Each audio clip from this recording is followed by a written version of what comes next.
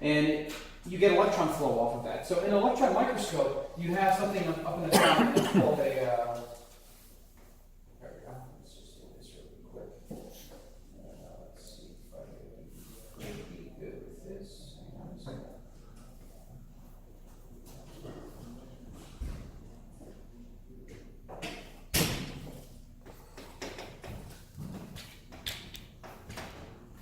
Hey, we can save the notes down, right? Take a note, maybe. Go. Okay, so if we start at the very top, basically, there's going to be a cable coming out of this. Okay, so basically we're going to call the very top of the microscope, it's going to be called the gun section, and inside the gun section is a filament. And we refer to that, if I open up this, I'm just going to pop back and forth really quick here. So if we open up the top of this microscope, you can see up here, this would be the gun section. Okay, so that's a gun section. If we're at a vent, we can pop the gun open and we can take a look at the filaments that are located inside. But that's how it kind of sort of starts. So, and in that gun section, you apply voltage. And that voltage is variable. And right now it goes anywhere from minus 30 kV all the way down to 100 volts negative. So it's always negative voltage. Okay, so we apply voltage to that. Okay, so that's the filament itself. And then right below the filament, we have something here. And I'm sorry I can't make it up, but anyway. And that's going to be an anode. And that's just realistically. I like the erasing portion. Whoops. Almost went down. Went down almost. Jimmy's down. Jimmy's down. Okay, there's going to be a hole in the center of that. I'm just trying to make that a little bit.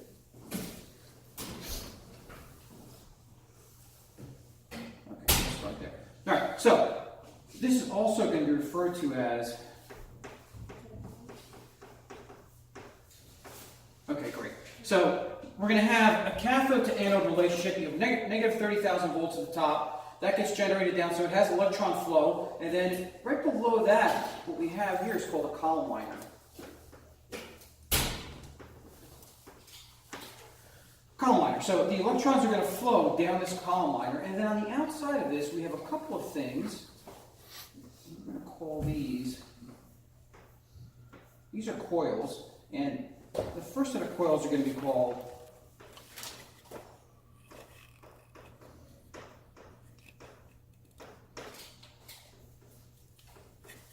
beam alignment or gun alignment coils. So you generate a beam, it's got a cathode to anode relation, the beam starts flowing down the column, and then you have a beam alignment section, and basically what that does is it grabs the electrons, and it says, hey, I'm going to move them over this way, I'm going to move them over this way, or X and Y direction, and it's for alignment. And what we're looking for is maximum signal. So there's going to be features on the display CRT, the display screen of our operating system, and it's going to be called GAY and GAX, so gun alignment X and gun alignment Y. And so those are functions that you may be using. And so if it's a function on the display screen, we should talk about it. Okay, yep. So for the purpose of this illustration, we only see one pair, but there's reality there's two pairs. In reality, there's two bodies. There's little tiny coils in X direction, X, and then two coils in Y direction. That's right. Yep. So beam alignment section. The next set of coils that we see coming down here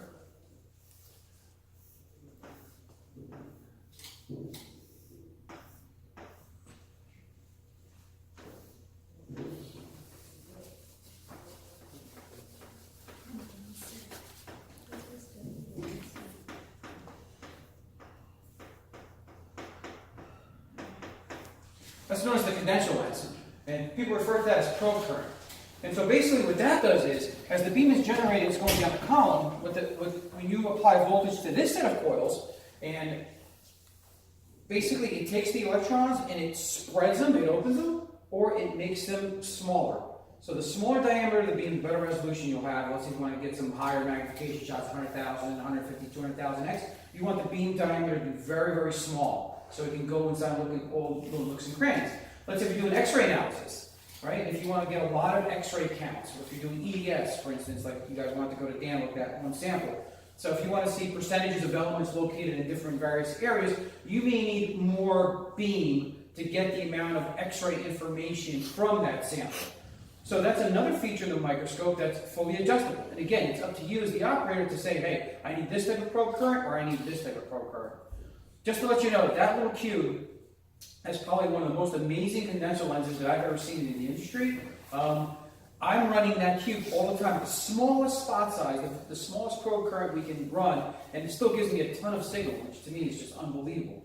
And I have numbers, let's say it runs from spot size 1 to spot size 20. So you have 20 variable settings that you can adjust, but I'm running the thing so small all the time and I still have a ton of signal, which is really, really impressive. And I don't know what the exact numbers are going to be until we get an EDS detector, and I'll know exactly how many X-ray events I'm getting from that. But just from my limited time that I've been in this industry since 1987, to me it's really, really impressive. So that says a little bit there. So condenserless probe current, that's a feature that we'll have on it. We're going to be talking about all of these things as I'm running the SEM, so this is just a correlation, okay? So condenser lens, and then after there we have something else in here, and it's kind of like a little sleeve in here. And inside that sleeve, we have another set of coils and another set of coils, 2 sets of coils. And then this comes down just like this. And this whole section here is going to be called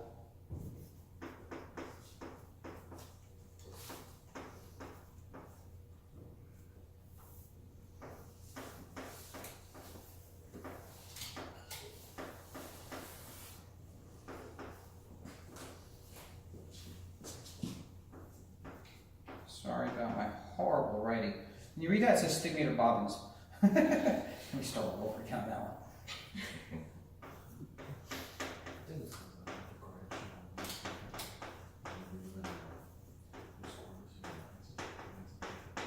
Yeah. Okay, so we have 2 things, 2 sets of coils down at the very bottom. This whole section is called the final lens, and in here we're going to actually take another piece out of that. Okay. Anyway, can't see how to line.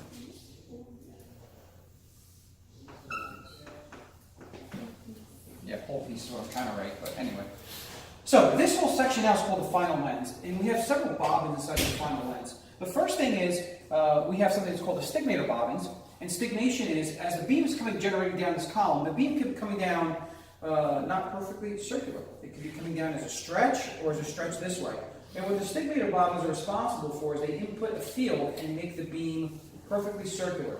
So when you focus this beam, picture like a cone as it's turning and getting down to a point and turning back up again. But it wants to stay like a circular vortex going down to focus and coming back up. It can't be wide or stretched in any direction. That puts a field into the image and it makes the image look not focused.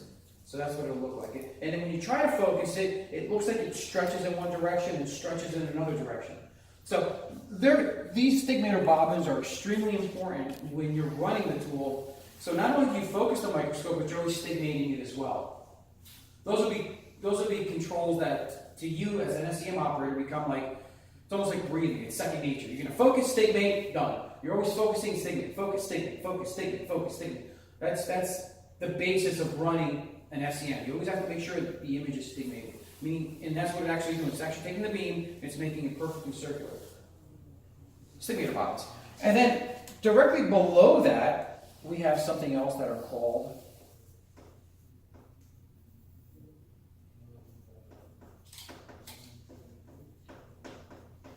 scan coils, hence scanning electron microscope. All right, so what these coils do is they take the beam, they shook it over to one side, and then they raster it very, very quickly across the sample surface, retrace, raster very quickly across the sample surface, retrace, and they continuously do that. And it's happening so quickly that it seems like it's a live image, but it's not. It's one point at a time. But it's going so quickly, it's rastering so fast, and we're digitally encoding it, and it actually looks like you're looking at a TV image, but realistically, it's 1 point at a time. Hence scanning electron microscope. Okay, so scan coils. There's really no input there required of you folks to let you know. It's just what it's doing. There's scan speed. You could slow the scan speed down. When I go to photo mode, that's what it does, and it clears out all the image. Looks really, really nice. That's what slow scan is. So it's just taking the scan calls, slowing them down a little bit, spending a little bit more time at each point, and it's just filtering out any type of noise. And so we're going to go over that as well. Okay, so you have scan coils, stigmator bobbins. The last piece is the final lens, and the pole piece is where the beam actually comes out of. And the final lens is responsible for telling the beam exactly how much distance it needs to go before it comes to a point. And the point is actually a crossover. It's not like...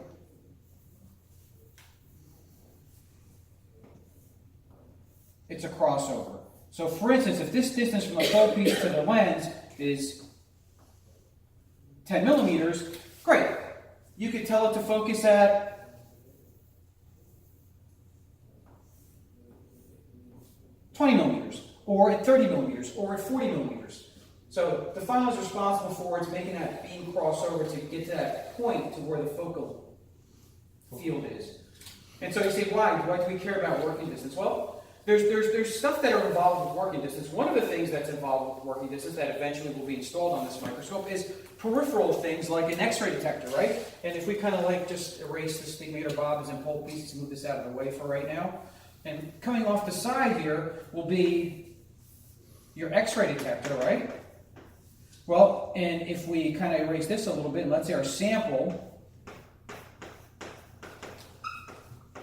that's our sample down there, right? So if the beam hits here, it needs some type of takeoff angle to hit the detector. If the detector was down here, right? Well, then the sample needs to be down here. Make sense? So there needs to be some type of working distance relationship with your X-ray detector. And that's going to be around 12 millimeters working distance. So that's going to be something that, when you get the detector, we're going to set that parameter up for you guys. And we'll say, okay, you need to be 12 millimeters working distance or else you're not going to get... So that will be the maximum sample size, height. Sample distance will be 12 millimeters. Distance, okay. For X-ray analysis. For X-ray analysis. And when we say sample distance, we're talking about top surface of the sample to where the beam hits, right? Because you could put let's say you put the sample that kind of sort of look like that, right? And then your cradle, your stub is down here. So the sample is realistically, 15 millimeters above the stub itself. Well, we only care about the top surface, right? So that still needs to be 12, 12, 12, and that's when you're going to be able to move your stage around and say, okay, I'm always going to be at that 12 millimeters to do my EDS, my X-ray analysis.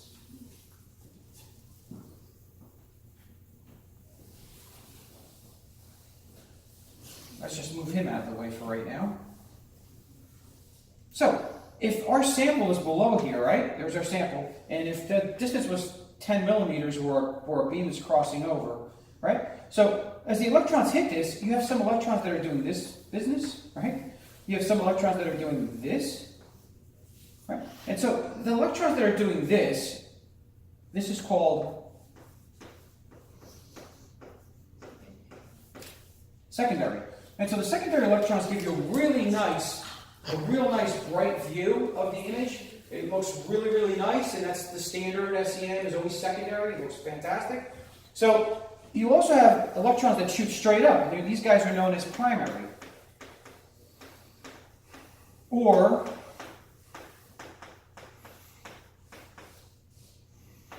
damn it, I ran out. I ran out of space.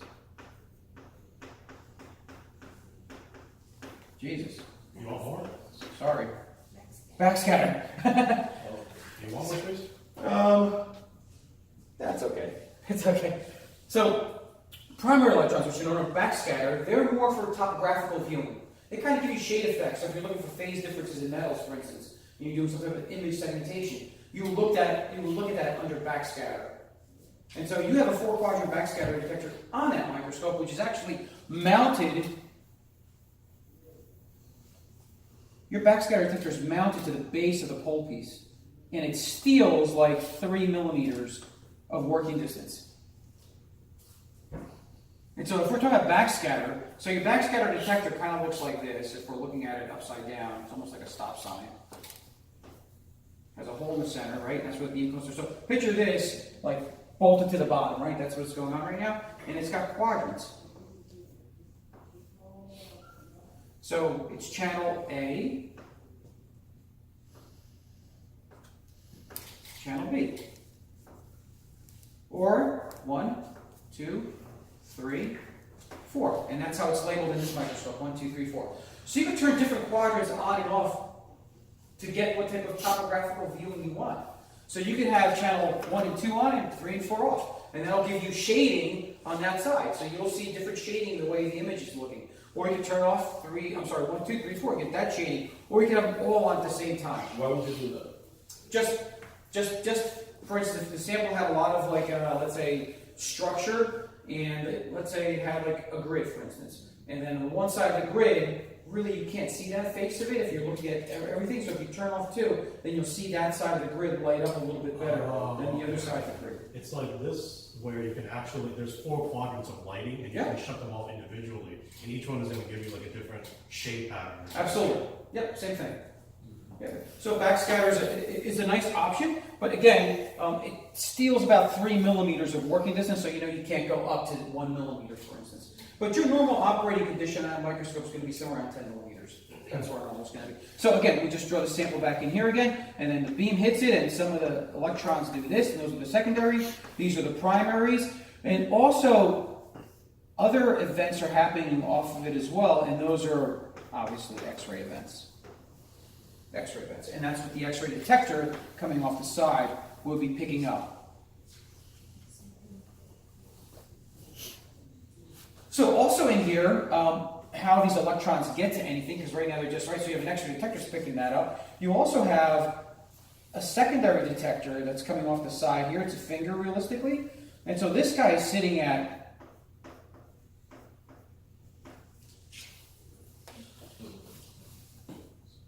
plus 10 kV. So you've got negative 30, 20, 10, whatever you have there, right? So you have a very strong path of conductivity, right? Electrons are shooting down the column, hitting the sample, and they're immediately flying over the secondary detector. They're immediately flying over there. And that's going to give you your best viewing, your best topography. Column. So, questions about the column. So every feature, everything we're talking about here is going to relate to something that's going on inside that cube. A control that we're going to be using. Whether we're turning the filament on, whether we're saturating the filament, whether we're changing our probe current, spot size, sample height, so on and so forth. So far, so good? Alright, so if we how do I get another page on this? Just swipe. Yes? Yes, it should work. Oh, cool. Already work. Great. So if we were to draw, like, just a very rough interpretation of this column, right? So it's kind of like, it's a very straight piece, right? Whoops. Except for my drawing, right? Right. So this would be your stage door that opens, right? This would be your gun section up here. Right? Chamber. Stage. Also inside here,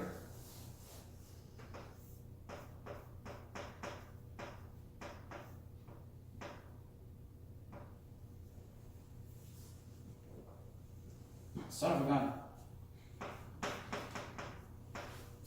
There we go.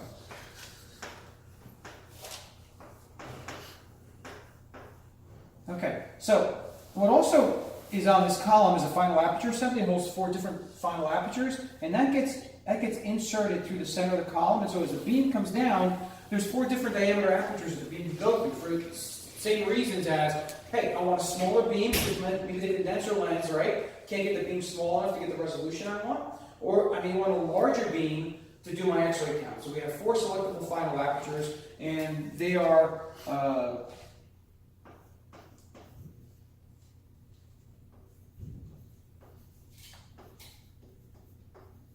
so you have two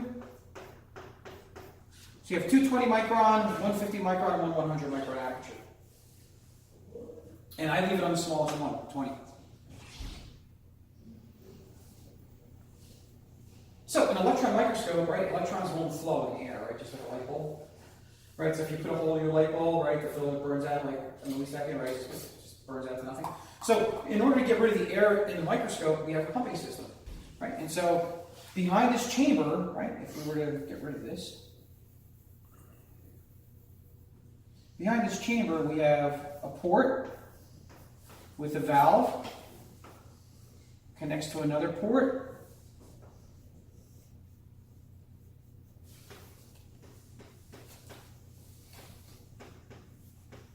We have a turbo pump that's inside that housing. It's a very small turbo pump, and it runs about 60,000 RPM or so.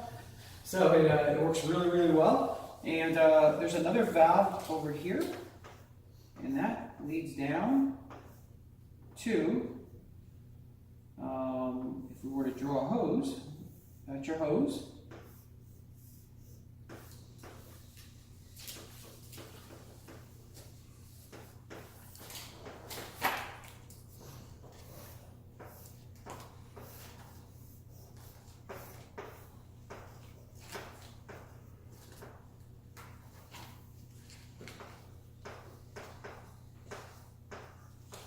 Okay, so you have a mechanical pump laying on the floor, right? You've got a hose running up to a vibration pod, which is currently on top of your counter, and then that hose in turn runs up to the valve in here, the chamber valve, which then exposes the turbo. The turbo can't start by itself. It requires vacuum to get going, and that's what the mechanical pump is for. So you have two levels of vacuum. One is the mechanical pump turns on, and that pulls you down to like 10 to the minus 3 torr,